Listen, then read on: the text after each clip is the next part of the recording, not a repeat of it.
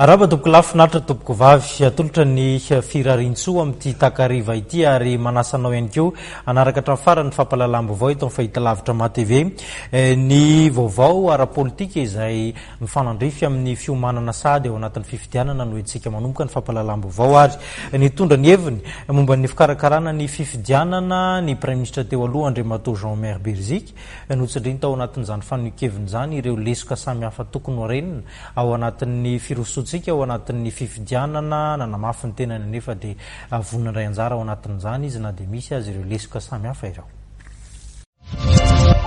Nitondra atsikera mikasika ny fanomanana ny fifidianana ny Prime Ministre teo aloha Jean-Maire Berzika nandritry ny fionana tamin'ny mpanao gazety nataony androany teny amin'ny Villa La Franchise tranon'ny filoham-pirenena teo aloha Zafy Albert nambarany fa ilaina ny fanamboarana ny lalam-panorenana sy ny lalam-pifidianana voatokony hiroso amin'ny fifidianana nokianiny ihany koa ny teteandrom-pifidianana izay tafalatsaka anatin'ny vanim-potoanan'ny orana. Fantatro ny fahoriana mianjady amin'ny vahoaka tsy ankanavaka raha tsy tanisa fotsiny afa-tsy ny tsy fandriam-pahalemana fanorobana tanin'olona fanaovana tantely afatrangotra ny harem-pirenena sy ny fanomezana tombony ny vahiny tsy indry azo lena isan-karazany entina anabotrena ny vahoaka madinika izay miaina ao anatin'ny tebiteby sy ny fahantrana miala alipaka. Ireo vahoaka tsy mandady arina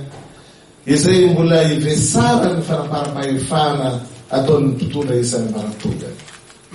Kolikoly amin'ny sehatra rehetra anjakany ireo mihevitena ho tsy maty manota misetrasetra miseho azy ireo ambonin'ny lalàna. Very tanteraka ny fitokisan'ny vahoaka ny androm-panjakana rehetra no very ny aro azy anika very asina tanteraka ny fitantanana ara-panjakana ary ny fiainan'ny olona amin'ny andavanandro dia ahitana izany fahantrana miala alipaka izany. Na dia izany nampiseho ny fahavononana andray anjaran'ny fifidianana ny tenany.